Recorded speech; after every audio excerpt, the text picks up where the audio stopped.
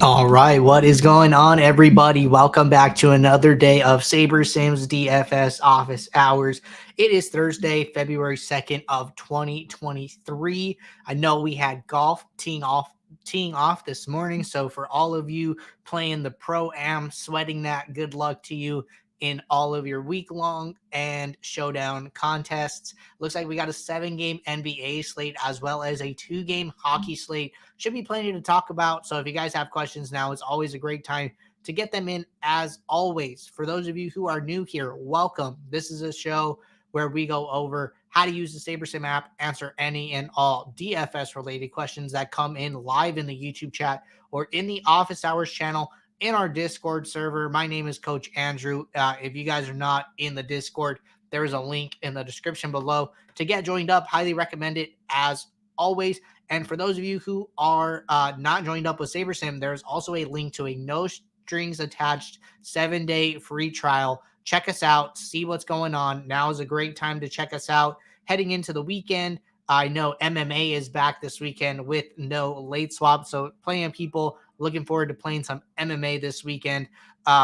We do this show Monday through Friday, 2 p.m. Eastern. Ask any questions you guys want about how to use the app, how to strategy, whatever it may be. That is what we are here for. So going to get the app pulled up right now. Going to get SaberSim on the screen. Have a couple questions to get us rolling, and we will go from there. Quick question here in the YouTube chat. Does subscription auto renew after trial? So my understanding is that if you are doing a pro plan trial, the trial will cancel, and then you would have to resubscribe for it if you're already on like the standard plan, right? So if you're on the standard plan and you do a pro trial, then that will auto cancel, and then you would have to like upgrade your account. If you do not have a trial, then the trial after the trial end, the trial will auto subscribe you. I'm almost positive that's how it works. All right. First question here from Ragnar Viking 82. And question is, I'm having trouble building my NBA lineups. It is throwing players in there that have never played to put big name players in. Yeah, so this came in yesterday. I did help Ragnar out, but just wanted to talk about it. You know, a lot of different ways to approach NBA contests. Two of like the most popular kind of roster constructions that people talk about across the industry is like your stars and scrubs method, where, you know, in order to get to the Nikola Jokic's and the Giannis's and the Lukas, those guys take up a lot of salary, right? We can see them up here at the top of the projection page, you know, 12-2 for Luka, 11-6 for Jokic, 11-9 for Giannis. Like, these guys absorb a lot of salary. So you're going to have to play a lot of lower salary plays in order to get these guys, right? If you're not comfortable playing some of these lower salary guys, you know, people call that like a more balanced build, playing a lot of guys in like the 7 to 10K range and kind of balancing out your lineup. Both approaches are viable. Both are okay. In a situation like this, if you know you're getting too many of these low salary guys that you do not want to play, I would do two things. I would, one, experiment with a filter. I think a min projection filter is perfectly fine. You know, as you get into like some of these 15 projected points and below, you know, most of these guys are going to be lower salary players that you might not have heard of, right? It sounded like that was kind of the situation going on there. So I would experiment with a min projection filter. You could experiment with a min salary filter. I'd be really careful with the min salary filter because sometimes there's going to be a min salary guy who's just like in a smash spot and, you know, might be really high value. But if you do a salary filter, you might end up excluding that player. So I think projection filters are a little safer. I would try that out and see if that can help you avoid some of those players that you might not want to play. But good question there. Gonna move on. Gonna skip this one. So Marsh Picante, let me know if I'm pronouncing that wrong, said, do you guys keep an ongoing record for props weekly or monthly? So yes, we do have a prop tracking sheet. We did release our NBA prop plan in January has been going good so far. If you guys are on the pro plan and interested in the props, it should be available as an add-on to your account. So if you're on the pro plan, you should have this add-on pop up where you can add a prop plan. We do all of the legwork and post the best bets for the day to the users in the Discord about an hour to an hour and a half before lock. So if that's something you're interested in, check it out on the pro plan. And we do have an ongoing record of how we are doing, and we are doing very well so far. All right. Looper Boss has 2 questions here. First question. Hey, Andrew, revisiting ownership sum, especially for NBA, it seems to me that setting this on your initial entries may not be optimal because other than ownership for players in early games, players' ownership becomes increasingly fragile as the slate progresses due to late swapping. Okay, so if you're interested in, using an ownership sum rule to start, that's fine. Like you said, I think that this gets really tricky post-lock, because we are not rebuilding ownership post-lock. And as guys become value plays, as players get ruled out, I think a great example yesterday was, Rudy Gobert gets ruled out and Naz Reid becomes great value.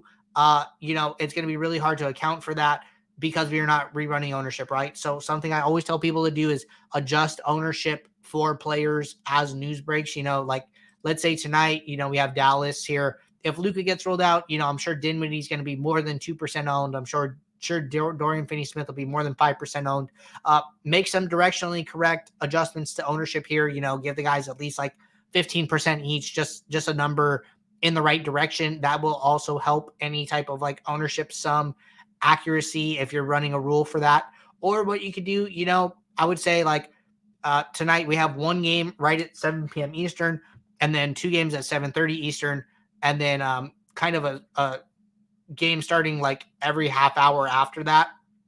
I think at some point, maybe you could delete the rule, right? So do your initial build with the rule, let a couple of these games lock with the rule, or even better, use the rule up until news breaks, right?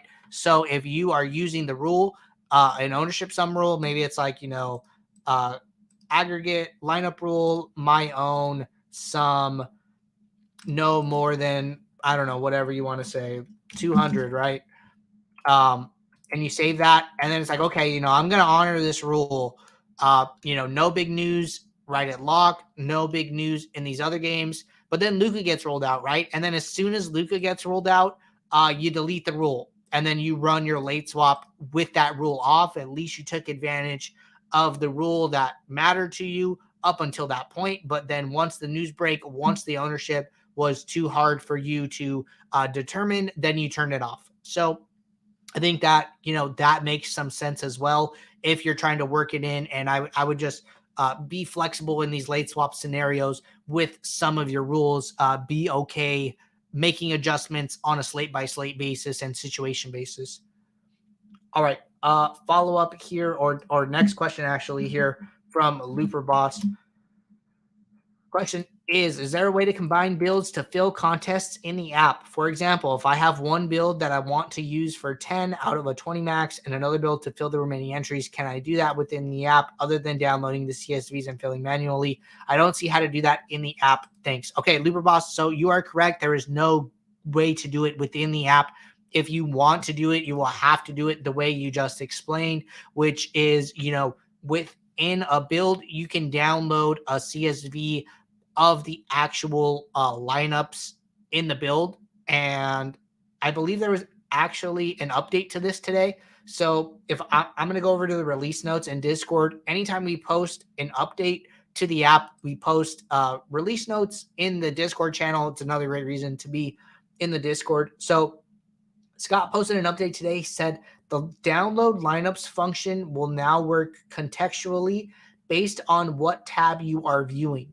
When viewing the whole lineup pool, it will download the whole lineup pool. Downloading pool will also respect any filters that you have set. Okay, so what Scott is saying is that if I am on the lineups tab over on the right where it's showing my lineups, just my 20, whatever my number of lineups at the top shows, and I hit download lineups, that will only download 20. if I hit pool and hover over to pool, this green button changes, and then now it says download pool. So this will download all 500 lineups. So just a small change. I know a lot of people do this for back testing purposes and different things like that. So just wanted you guys to be aware of that change. But getting back to this, you would have to hit this download lineups button and then manually copy and paste the lineups into the CSV for the contest. This is a feature request that we are aware of, that we know people want to do. So I'm going to mark it down as that feature request, Looper Boss, in the Discord. So I'll get that logged. The more times these things come up, the easier it is for us to prioritize the feature, because we know so many people in the community want that feature. So I will make a note of that, Looper Boss. All right, getting back to our next question here. That is all of our questions in the Discord. Looks like there are a handful of questions already coming in the YouTube chat. If anybody has any questions, now is a great time to get them in, as always. All right. I'm going to go with We Zoom here. Let me know if I'm pronouncing that wrong. How do you get players not in the lineup to not show on the screen so all players are green and not green and gray?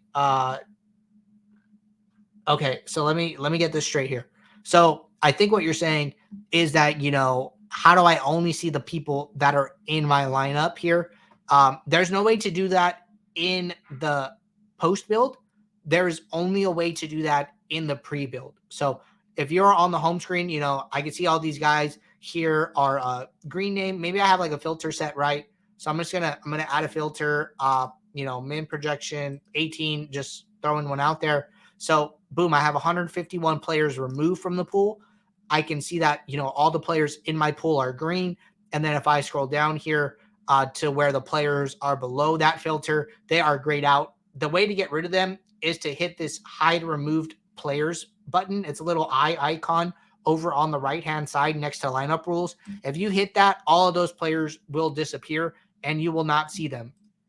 There isn't a way to do this in the post build, mostly because, you might have no exposure to a player that you want exposure to, right? So, if I were to sort by projection here and, I have no LeBron James, that doesn't mean I want that, right? I need to be able to view that player in order to come in here and change his min exposure. So no way to do it in the post build, but that is how you do it in the pre build, by using that little eye icon and hitting hide remove players. All right, next question from Andrew Hannon. Say, hey, Andrew, had a great night last night in the mini-max on DK, top 1% finish. Great help yesterday with the 99th percentile. Question for me today is uniques. Preference for you or slate dependent? Hey, congratulations on the success. I love when people spend time watching the show, spend time interacting, engaging, asking questions, and then end up doing really well. Like, that is like the number one thing that I get from this show. That is just so much intrinsic value there that I really root for you guys on a night-to-night basis. So getting back to this question, min uniques, right? What do I think about min uniques? How do I handle it? Frankly, I think there's two ways to go about this, right? I think that one, you could treat every lineup in your pool as viable, and you could try to get as many min uniques as you can in order to make your lineups that you take with you into your contests as diverse as possible. That's one way to do it, right? So here I have 500 lineups. I'm going to increase my number of min uniques to 4. Looks like I can go a little higher, maybe 5 here. And okay, I'm at 5. I'm at lineup 359. I'm pretty sure I can't go higher. So I'd probably just stop here, min uniques to 5. That would be like my maxed out version. And I'm okay with that, right? I think that's great.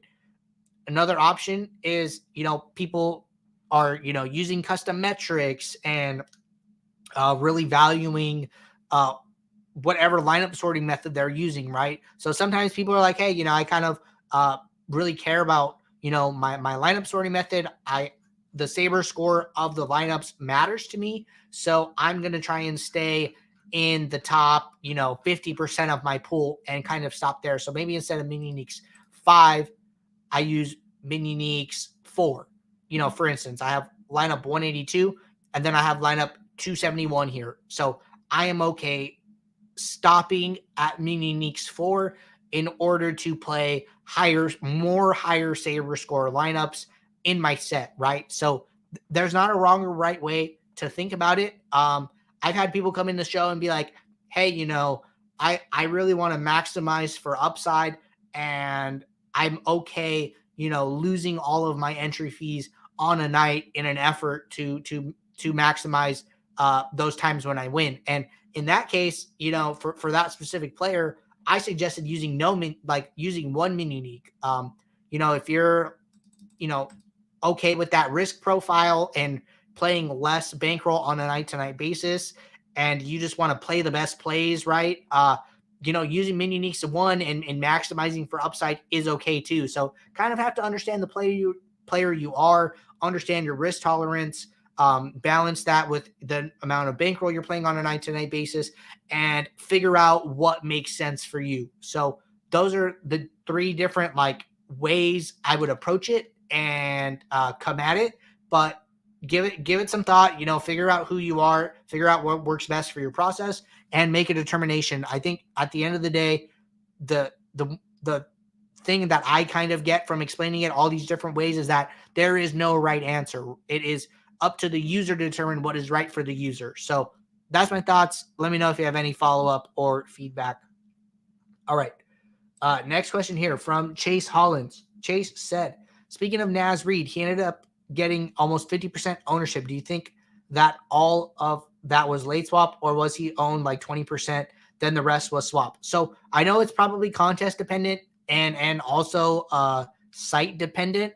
So for instance, I think in the 222 on FanDuel, he came in about 23% owned, if I recall correctly. So but then I also saw, in the 888 on DraftKings, he was 78% owned, right? So 1, it's site dependent. 2, it's contest dependent. These higher dollar contests, the best players are going to be more owned because everybody in those contests are swapping for the most part. And depending on the contest, probably depends on the amount of users swapping optimally, right? So I frankly, I don't think he was that high owned unless people were pre-planning for Rudy Gobert to be ruled out. Rudy Gobert was questionable going into Slate lock. Maybe some people, made some adjustments based on that. But I would probably say most of that ownership all came after the Gobert news being ruled out. All right. Next question here from Clay Davis. Clay said, how do you run the optimal lineup using SaberSim? So depends what you're looking for, right? When you say optimal, if you are looking for the projected score optimal, what I would do is I would come into the build screen and I would change my style to cash. When you change it to cash, it is going to turn off all of the sliders. So no correlation metric, no ownership fade metric. Sim diversity is off. When sim diversity is off, we are using the mean score that you see on the home screen to build your lineup. So the builder is going to construct the mathematical optimal lineup based on projected score. And then it is going to, create the next mathematical optimal and then create descending from there. Projected score is the default fill method for cash. If you are looking to simulate, how well players do on a simulation basis, right? What we call that is a research build. And what we suggest doing is a 0-0-10 build. At 0-0-10, what is going to happen is that we are going to basically simulate the entire slate one time. Each game is going to be played once. And then we are going to take all of the scores that the players scored in that one slate simulation and build the optimal lineup based on that. And then we are going to do that, 500 times for a pool size of 500. And that is a way of simulating over and over again the optimal frequency for players, right? So a couple of different ways to kind of approach that. But those are the 2 most common optimals that I can think of off the top of my head. So if you guys have a different interpretation or looking for something different, just let me know. All right. WeZoom said, sometimes when I sort by leverage, the rows get all messed up what's the best way to know what lineup has the best upside, SaberScore or projected score? Okay, so if you are sorting by leverage, that is going to change things, right? So when you sort by leverage, like in the post build, what leverage is all it is your exposure minus the player's ownership. So it's going to tell you how much of your lineup portfolio has a player as opposed to what we perceive this player to be owned by all of the lineups in the field. So for instance, let's say you're playing like the piggy bank, right?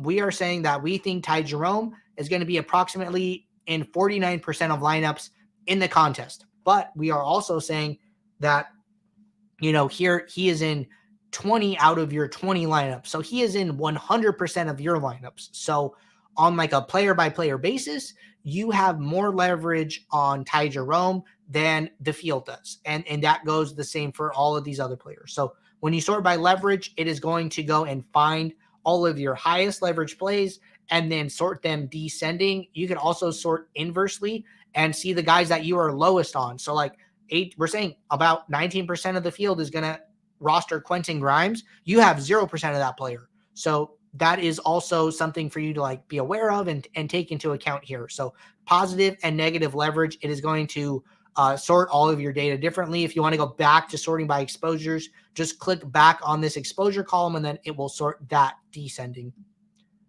All right. Andrew Hannon with little feedback said, well said. Thank you. Good luck tonight. Good luck to you as well. And next question here from Chase Hollins. Would you say MMA is a sport where you sort with percentiles or SaberScore? Same question for golf. Okay, I think this is a good question here. So I would do it based on the slider settings, right? So I'm going to go over to DraftKings. I'm going to go over to golf. Let's do golf first. And let's talk about if we are using the entire, we'll talk about weekend and showdown here. So for the weekend, right? Usually there are about like 160 golfers in the pool, and it's a cut event, right? So let's see what the sliders are. 3-8. So this is a 20 max. Let's do like 150 max here. So 410. So ownership fade is pretty high. Sim diversity is 10. So we are taking, at the biggest ranges, we're taking single slate optimals with a high ownership adjustment here, right? And then, maybe you're playing like some single entries, very common, and sim diversity goes down, ownership fade still taken into account. I think that if I'm playing the weekend here, I'm okay with both SaberScore or a percentile, depending on the type of contest that I'm playing. My intuition here is that for these larger field contests, I'm probably sorting with SaberScore just because of the ownership fade slider. I want to make sure that, with golf, with a no correlation sport like golf, aside from tee times, I do want to account for this ownership fade and not just raw upside. I think there's a case to be made that, just a percentile is fine since you don't need to find the optimal in the weekend long, which I think makes some sense. So I'm fine with SaberScore or a percentile based on your preference here. I think both have merit.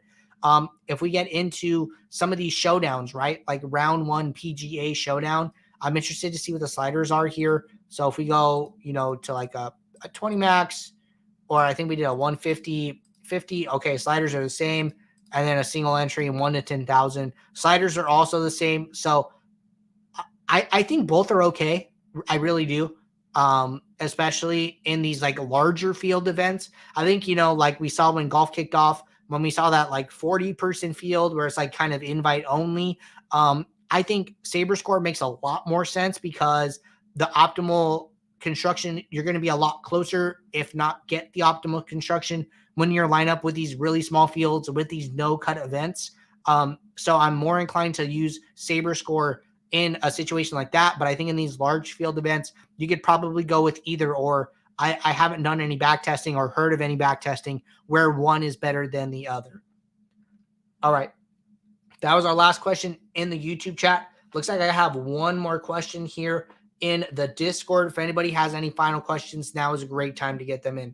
All right. JDS Dog said in the Discord, get this in the YouTube chat. It seems like as the day goes on, SaberSim projections get closer and closer to other sites' projections and to player prop lines from various books. Curious if SaberSim is intentionally slightly anchoring projections to other sources as the day goes on, or if not, is SaberSim slow to update projections? Okay, so good question here. Frankly, I don't know the answer to this question specifically. I will say that we do use guardrails in our projections. We are aware of Vegas totals. We are aware of, prop lines. We are aware of what the industry is projecting these players at. We have checks and balances in place to make sure like we are not, 10 points over a team total, way off from Vegas. All of that is worked into the model to make sure that we are not missing like something like a big injury. I think tonight Golden State is resting all their starters tonight. A big Golden State value slate. We can hover over here and look who's out. No Steph, no Wiggins, no Clay, no Draymond. It's going to be Jordan Poole and all of the backups really, right? So I don't know what this opened up at. We could probably go and check by going to the Fantasy Labs Vegas dashboard for NBA. But I bet you their team total has come down significantly, right?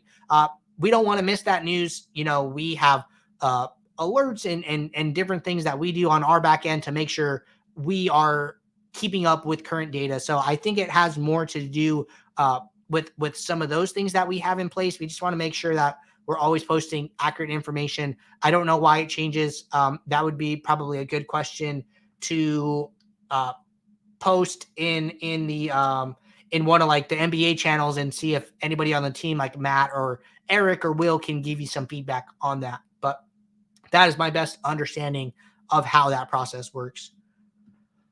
All right. Question here in the YouTube chat from Jeffrey. Jeffrey said, on the site, is there a way to see a player's game logs instead of the graph of the sims the player achieves a certain number of fantasy points? Okay, Jeffrey. So we do not have historical data on the site. I would recommend using something like Basketball Reference, where you can go on there, type a player's name in at the top, and see all of their game logs for, the entire season, basically.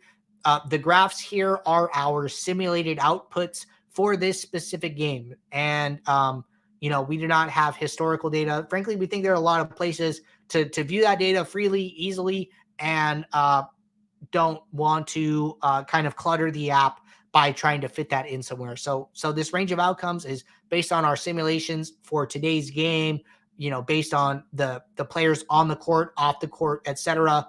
And then this would change on a day-to-day basis. And then I would really recommend something like Basketball Reference for game logs. All right.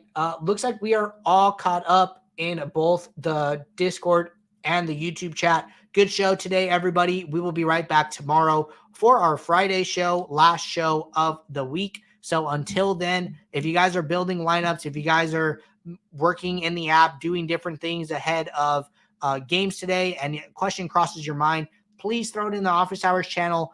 A steady queue of questions to get us going helps the show to kind of flow in the beginning as everyone continues to tune in and ask more questions. So until tomorrow, I will see you all, and good luck in your contests.